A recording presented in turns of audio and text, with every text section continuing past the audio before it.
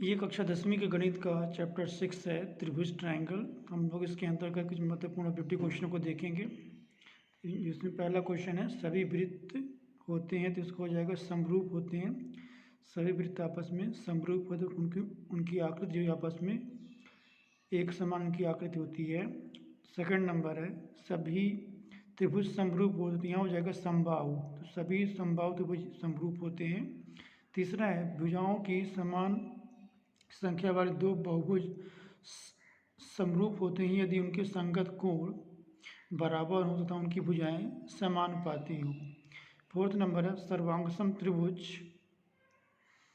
समरूप होते हैं, खालिस्तान में हो जाएगा समरूप होते हैं। फिर पांचवें, समकोण त्रिभुज में सबसे बड़ी भुजा होती है, मतलब समकोण त्रिभुज में सबसे भुजा कर्ण होती है। जैसे एक यदि हम बनाए समकोण त्रिभुज यहाँ पास, ये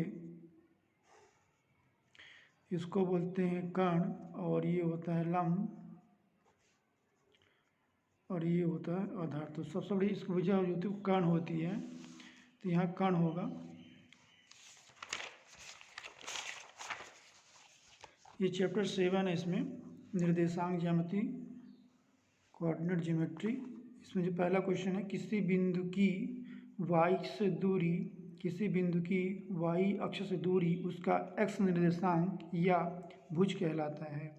खाली समझ जाएगा, x निर्देशांक या भुज।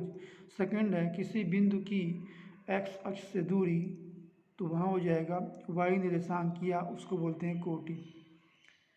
यानी जिस अक्ष की बात करें उसका अपोजिट अक्ष को हम उसका आंसर होगा हमारा। जैसे कि इसमें y तो उसमें x निर्देशांक होगा, यहाँ x पूछ रहा है तो उसका y निर्देशांक या कोटि।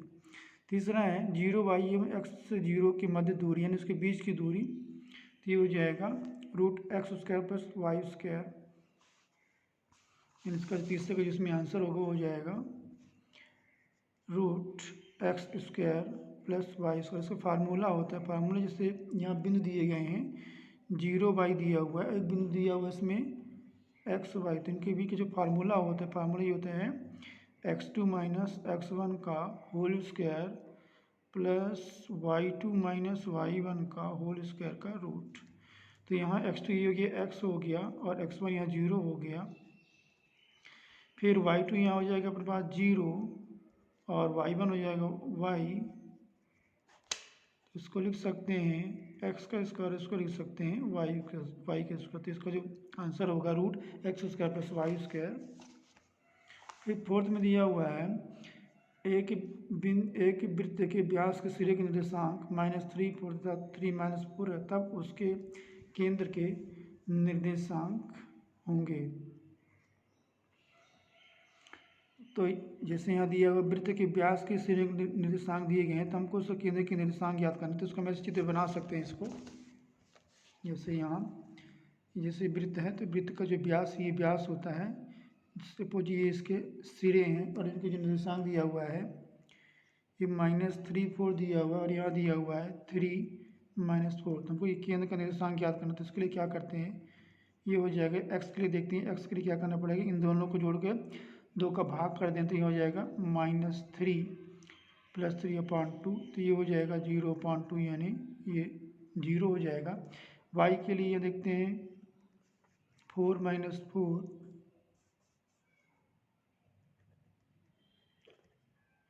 ये +4 है ये, और ये -4 है, तो ये 0 हो जाएगा, 0/2 हो जाएगा या 0। तो इसका जो निर्देशांक हो जाएगा वो हो जाएगा 0 0।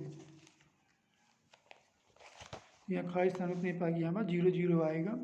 फिर फिफ्थ है, बिंदु -4 से 1 चतुर्थांश में स्थित है, किस चतुर्थांश में स्थित है, इसके लिए हम ये डायग्राम बना सकते हैं। यहाँ पास ये x अक्ष है, x डैश, y ये y डैश है, ये प्रथम चतुर्थांश कहलाता है, ये द्वितीय चतुर्थांश कहलाता है, ये तृतीय चतुर्थांश कहलाता है, और ये चतुर्थ चतुर्थांश कहलाता है।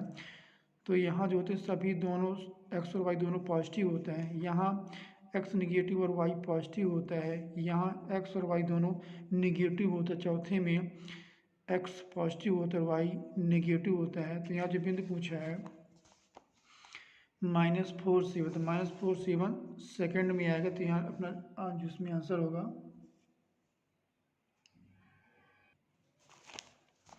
इसका जो आंसर वो हो जाएगा द्वितीय चतुर्थांश में स्थित है।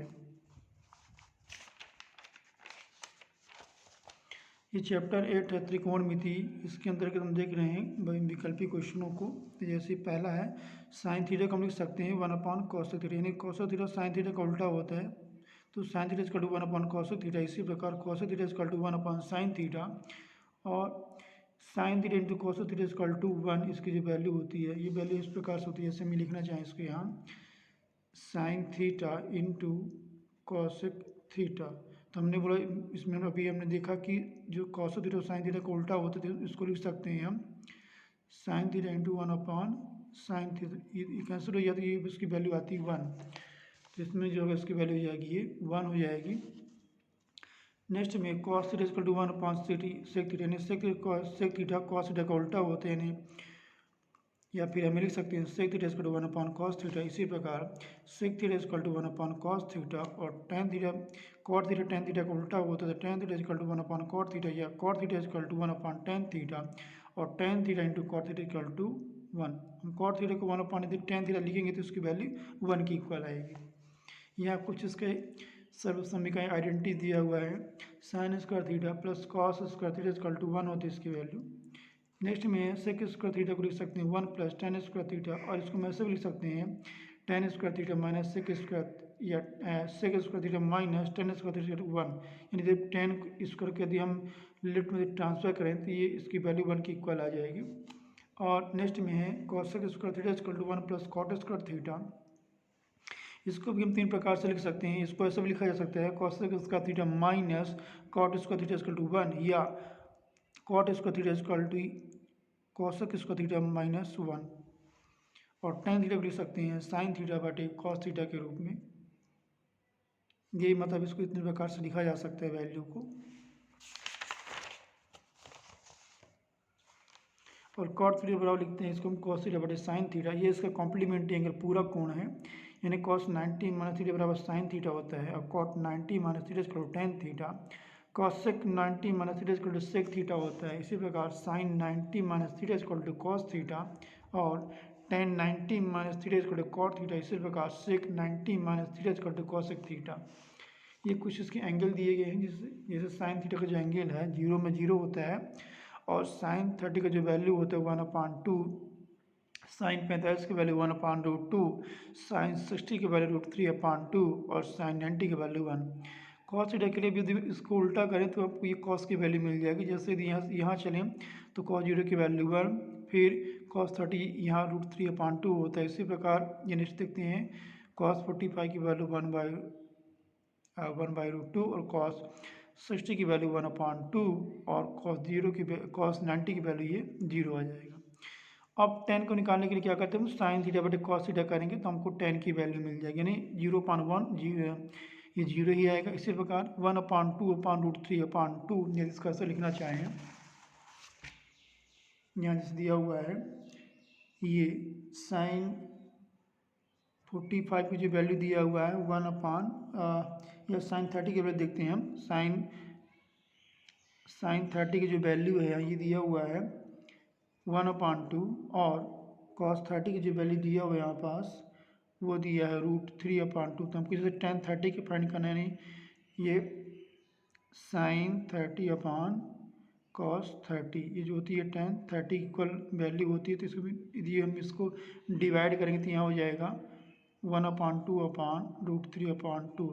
जब इसको हम ऊपर ले जाएंगे तो ये इसके मल्टीप्लिकेशन फॉर्म में आएगा, और इसका जो न्यूमरेटर है और डिनोमिनेटर यानी जो उसके अंश और हर आपस में बदल जाएंगे, तो ये हो जाएगा 1/2 इंटू 2/√3। ये √2 कैंसिल हो जाएगा तो ये वैल्यू हो जाएगी 1/√3, यानी tan 30 की जो वैल्यू हो जाएगी यहाँ √3 आ जाएगी। ये tan 30 की वैल्यू 1/√3 आएगी, तो यहाँ जो होगा वो इसका 1/√3 आएगा। इसी प्रकार tan 45 की वैल्यू इसमें भी इसको डिवाइड करेंगे तो 1 मिलेगा, और tan 60 की जो वैल्यू 1√3, और tan 90 की जो वैल्यू है 1/0, यानी अनडिफाइन हो जाएगा, यानी इनफाइनाइट। इसी प्रकार कॉट में जो होता है ये tan का उल्टा होता है, 1/tan 3 equal to cot theta, 1/0 equal to infinite. और 1/1/√3 यानी √3, 1/1 यानी 1 और 1/√3 हो जाएगा इसका उल्टा, और 1/∞ यानी 1 व 0। इसी प्रकार सेक जो होता है ये कॉस का उल्टा होता है, तो 1/1 यानी 1, 1/√3/2 यानी 2/√3। इसी प्रकार 1/1/√2 यानी √2 और 1/1/2 यानी 2 हो जाएगा, और 1/0 यानी इन्फिनिटी। इसी प्रकार कौशिक जो होता है साइन का उल्टा, तो 1/0 इनफाइनाइट और 1/1/2 यानी 2। इसी प्रकार 1/1/√2 तो √2 और 1/√3/2 तो हो जाएगा 2/√3। इसी प्रकार 1/1 यानी हो जाए इसका वैल्यू 1। तो यदि हमको साइन के पूरे एंगल मालूम है 0 से लेकर 90 तक, तो हम बाकी वैल्यू इसको निकाल सकते हैं। ये चैप्टर नंबर इसका है 9 है, त्रिकोणमिति के अनुप्रयोग।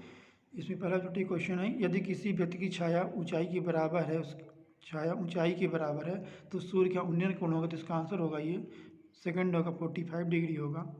यदि धूप में खड़े व्यक्ति की छाया उसकी ऊंचाई की √3 गुनी है तो उसका उन्नयन कोण होगा, तो इसका ऑप्शन होगा सेकंड नंबर 30 डिग्री यहाँ हो जाएगा।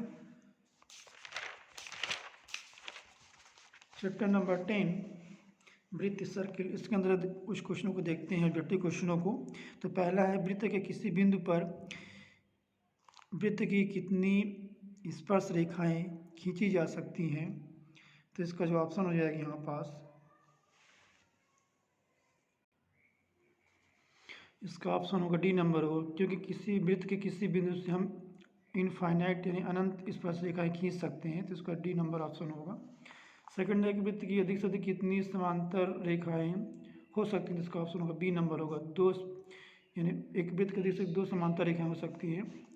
तीसरा है किसी बाह्य बिंदु से वृत्त पर खींची गई स्पर्श रेखाएं परस्पर होती हैं, तो इसका ऑप्शन होगा ये समांतर होती हैं। फोर्थ है वृत्त की छेदक रेखा वृत्त को प्रतिच्छेद करती है, तो कितने बिंदुओं पर, इसका ऑप्शन होगा बी नंबर होगा 2 बिंदुओं पर।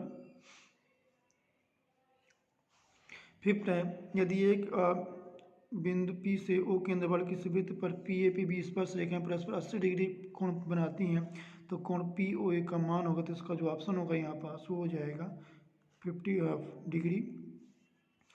खाली स्थान इसमें दिया हुआ है, किसी बाह्य बिंदु से वृत्त पर खींची गई स्पर्श रेखाएं परस्पर, इसका ऑप्शन होगा यहाँ समांतर होती हैं,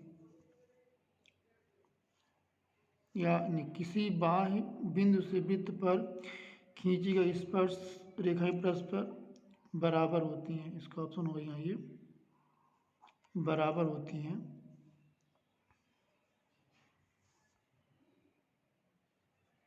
दूसरा है किसी वृत्त की स्पर्श रेखा उसे एक बिंदु पर स्पर्श करती है, तो इसका ऑप्शन हो जाएगा एक ही बिंदु पर स्पर्श करती है।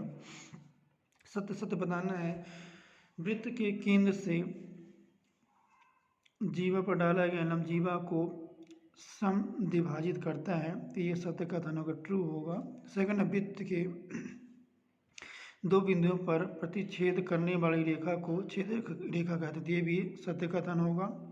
एक शब्द में उत्तर बताना है इसमें। वृत्त के एक स्पर्श रेखा और बिंदु के उपनिष्ठ बिंदु को स्पर्श बिंदु कहते हैं। दूसरा, एक वृत्त पर कितनी स्पर्श रेखाएं खींची जा सकती है, इसका आंसर होगा अनंत। किस एक वृत्त पर अनंत स्पर्श रेखाएं खींची जा सकती हैं।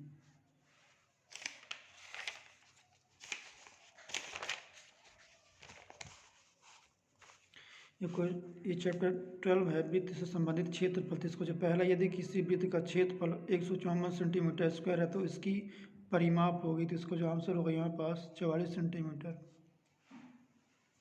हम इसको इस प्रकार से भी लिखा सकते हैं इस सवाल को, जैसे यहाँ दिया हुआ है क्षेत्रफल दिया हुआ वृत्त का 154 सेंटीमीटर, हमको यह परिमाप इसकी याद करनी है। तो क्षेत्रफल होता है पाई आर स्क्वायर होता है, ये 154 हो गया। यदि पाई का मान यहाँ 22/7 रखें तो ये हो जाएगा आर स्क्वायर इंटू 22/7 बराबर 154, तो ये हो जाएगा आर स्क्वायर इसका डी, इसके मल्टीप्लिकेशन करें तो हो जाएगा 154 × 7/22।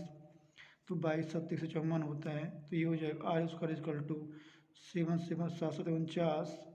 और इसका जो वर्गमूल होगा वो 7 आएगा। तो इसका जो परिमाप होगा परिमाप होता है 2πr। तो 2 × 22/7 और r की वैल्यू 7, ये कैंसिल हो जाएगा। तो इसमें इसको जो वैल्यू आएगी आ जाएगी हाँ 44 सेंटीमीटर। तो इसका ऑप्शन होगा, ये सी नंबर ऑप्शन होगा। सेकंड है वृत्त का चाप, वृत्त की त्रिज्या और चाप द्वारा केंद्र पर बने कोण का क्या संबंध, इसका ऑप्शन होगा सेकंड नंबर इसका होगा। इसमें चाप बराबर कोण गुणित त्रिज्या। तीसरा है एक वृत्त के व्यास और उसके क्षेत्रफल में क्या संबंध है, तो इसका ऑप्शन यहाँ हो जाएगा 1/4πd²। कोण थीटा बराबर त्रिज्या खंड का क्षेत्रफल का सूत्र होता है θ/360 डिग्री πr²। चैप्टर 13 है पृष्ठीय क्षेत्रफल एवं आयतन। इसके अंतर्गत कुछ फार्मूले से संबंधित क्वेश्चन भी आ सकते हैं एग्जाम में। जैसे कि ये घन का आयतन होता है एक की यानी किसी भुजा का पावर 3। घन का जो समकोण पृष्ठ होता है वो तो होता है s = 6a²। घन का विकर्ण होता है a√3 और घन का जो आयतन होता है लंबाई गुणे चौड़ाई गुणे ऊंचाई यानी a × b × c। घन का संपूर्ण पृष्ठ का क्षेत्रफल होता है s = 2 × ab यानी लंबाई गुणे चौड़ाई धन चौड़ाई गुणे ऊंचाई धन ऊंचाई गुणे लंबाई यानी AB + BC + CA। घनाभ का जो विकर्ण होता है वो होता है d = √a² + b² + c²। लंबाई का स्क्वायर धन चौड़ाई का स्क्वायर धन ये ऊंचाई का स्क्वायर। बेलन का जो वक्र पृष्ठ होता है 2πrh होता है। फिर बेलन का जो वक्र पृष्ठ ये 2πrh है। बेलन का जो संपूर्ण पृष्ठ होता है 2π × r + h।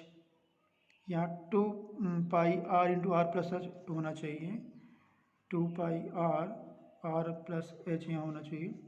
बेलन का जो आयतन होता है वो πr² होता है, जहाँ h बेलन की ऊंचाई होती है, r उसकी त्रिज्या होती है। शंकु की तिर्यक ऊंचाई l है, त्रिज्या r ऊंचाई h में जो संबंध होता है l² = r² + h² या l = √r² + h²।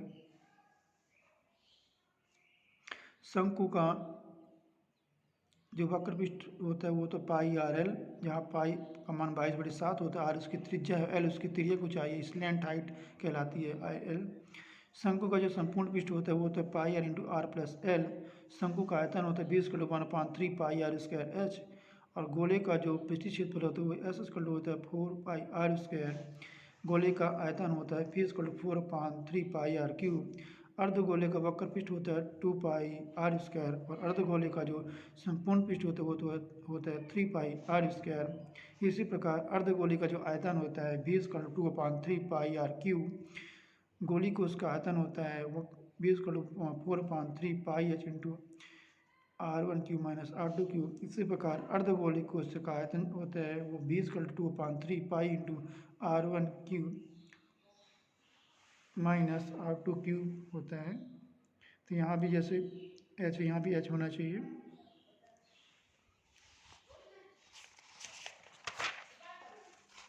ये सांख्यिकी चैप्टर है चैप्टर 14। इसमें समांतर माध्य की जो प्रत्यक्ष विधि है डायरेक्ट मेथड, उसका जो फार्मूला है x, इस समांतर माध्य का साइन होता है ये जो यहाँ लाइन खींची हुई है = σFi/xi/Fi और यहाँ भी σFi होना चाहिए।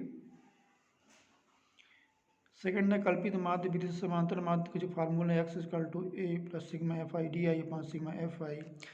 थर्ड है पग विचलन विधि से जो समांतर माध्य होता है x = a + σFi bi/σFi × h। इसको bi में di भी लिख सकते हैं। यहाँ बहुलक का जो होता है मोड का जो फार्मूला है z = l है plus f1 - f0/2f1 - f0 - f2 × h। यहाँ इनकी प्रमुख टर्म को देखते हैं। जैसे इसका जो फार्मूला बहुलक का, तो यहाँ जैसे इसमें क्वेश्चन में दिया हुआ है, इसमें हमको इसका बहुलक ज्ञात करना है। तो बहुलक के लिए जिसकी आवृत्ति सबसे अधिक होती है जैसे कि 8 दिया हुआ है, तो 8 यहाँ जो हो जाएगा f1, ये f1 होगा और F0 में होएगा अपने पास यहाँ F0 में 7 होगा और F2 में हो जाएगा यहाँ 2 हो जाएगा। और जो बहुलक का जो सामने का जो इंटरवल है वो मोड इंटरवल होगा। तो इसका जो सबसे कम संख्या है मिनिमम जिसका लिमिट है वो 3 है, तो यहाँ पास L इक्वल टू यहाँ 3 हो जाएगा। और H इनका जो डिफरेंस है इन सभी का वो 2 है, तो H इक्वल टू यहाँ जो हो जाएगा वो ये 2 होगा। इसी प्रकार जो माध्यक का फार्मूला है, माध्यक M equal to L plus N/2 minus CF जो होता है संचयी बारंबारता, उसको बोलते हैं cumulated frequency upon F into H होता है। इसका भी कुछ देखते हैं फॉर्म। जैसे क्वेश्चन है इसमें हमको इसका माध्यक याद करना है इसमें ये क्वेश्चन में। तो यहाँ देखते हैं कि पहले इसका संचयी बारंबारता निकालते हैं। तो संचयी बारंबारता में क्या होता है कि जो इसका तो पहले का तो संचयी बारंबारता 4 होगा, अगले में ये दोनों का प्लस होकर संख्या लिखी जाएगी यानी 5 4 9, फिर नेक्स्ट में इन सभी का योग इसमें लिखा जाएगा यानी 13 और 9 हो जाएगा 22, फिर इसमें इन दोनों का सम। इसी प्रकार लास्ट में इन सभी का ये सम यानी 64 और 4 68, ये इसकी संचयी बारंबारता इस प्रकार से होती है। तो इसमें जो टोटल इसमें जो एफ इसकी आवृत्ति है इसका जो मान वो 68 है, इसको डिवाइड करेंगे 2 से तो इसका मान 34 आएगा। तो हम इसमें देखें इसमें किस में वैल्यू जो किस नंबर में ये 34 इसमें आ रहा है, तो यहाँ देख रहे 42 के अंतर्गत ये 34 आता है। तो इसके सामने का जो इंटरवल है वो माध्यक इंटरवल होगा और इसमें जो एल होगा 125 एंड इसके कम से कम जो इसकी न्यूनतम जो लिमिट है ये मिनिमम जो नंबर है वो 125 है। और इसका जो डिफरेंस है डिफरेंस 20 है, तो यहाँ जो h का मान वो यहाँ 20 होगा और जो संचयी बारंबारता है वो इसके पहले वाले में 20 होगा यहाँ पास। और यहाँ जो स्मॉल f होगा ये वैल्यू ये 20 होगा, इसके सामने का ये आवृत्ति वाला टर्म ये। नेक्स्ट है माध्यक बहुलक एवं माध्य में संबंध। ये होता 3 माध्यक इक्वल टू बहुलक धन 2 माध्य। इस पर हम निम्न प्रकार से भी लिख सकते हैं, जैसे यहाँ लिखना चाहें इसको दी यहाँ ये हो जाता है 3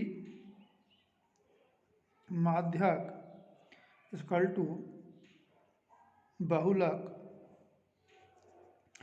धन 2 माध्य। हम इसको इस प्रकार से लिख सकते हैं, यदि हम इसको ट्रांसफर करें लेफ्ट में तो ये हो जाएगा 3 माध्यक माइनस बहुलक इक्वल टू 2 माध्य। या इसको ऐसे लिख सकते हैं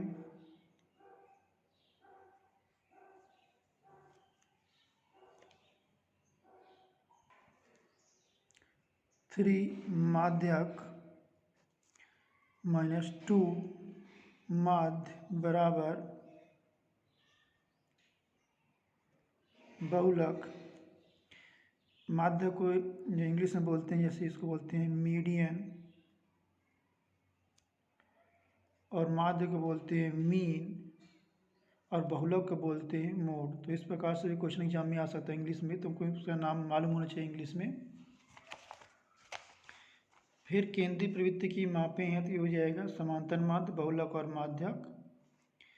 रिक्त स्थान को भरना है, आंकड़ों के औसत मान को समांतर माध्य कहते हैं। फिर इसमें है केंद्रीय प्रवृत्ति का एक ऐसा मापक जो आंकड़ों में सबसे बीच के पेछड़ को मान देता है, तो इसका मान है माध्यक। ये चैप्टर इसमें 15 है प्रायिकता। इसके अंतर्गत कुछ क्वेश्चनों को देखते हैं ऑब्जेक्टिव क्वेश्चनों को। एक निश्चित घटना की जो प्रायिकता का मान वो हमेशा 1 होता है। एक असंभव घटना की प्रायिकता का मान 0 होता है। सभी संभव प्रायिकताओं का जो योग होता है वो 1 होता है। किसी घटना के लिए PE plus PE not equal to इसका मान 1 होगा। वह घटना जिसका केवल एक ही परिणाम हो प्रारंभिक घटना कहलाएगी।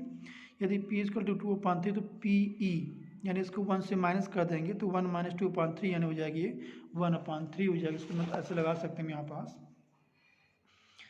यहाँ दिया हुआ है PE नॉट इक्वल टू 2/3। तो हमको यदि PE निकालना है तो हमको इससे 1 से माइनस करना पड़ेगा यानी 1 माइनस PE नॉट। ये हो जाएगा 1 माइनस 2/3 इक्वल टू हो जाएगा 3 माइनस 2/3 यानी हो जाएगा 1/3 इसकी वैल्यू आ जाएगी।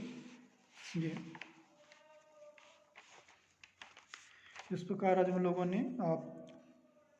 कक्षा 10 गणित विषय के कुछ चैप्टरों के हम लोगों ने ऑब्जेक्टिव क्वेश्चनों को सॉल्व किया, जो कि परीक्षा की दृष्टि बहुत ही महत्वपूर्ण है। यदि आपको इसमें कहीं कोई दिक्कत हो तो आप कमेंट करके जरूर बताएं। Thank you for watching video.